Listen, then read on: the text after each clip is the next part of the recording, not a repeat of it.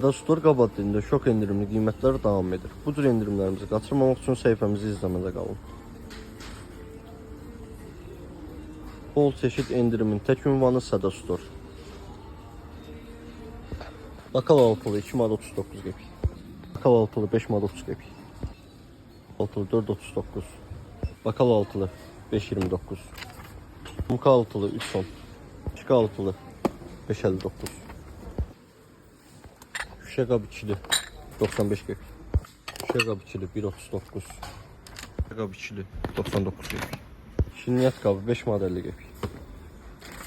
Evə qabı 11 manat. Evə qabı 3.49. Stəkan altılı 2 manat 99 qəpik. Armudu stəkan altılı 1 manat 99 qəpik. Bu stəkan dəsti 10 kilo dəstin qiyməti 9 manat 80 qəpik. Lav armudu stəkan 10 kilo dəstin qiyməti 14 manat.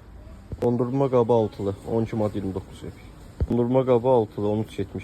Armudu stəkan dəsti 10 kilo dəstin qiyməti 5 manat 90 qəpik. Blender 11 manat 50 qəpik. Ləpə çəkən 9 manat 49 qəpik.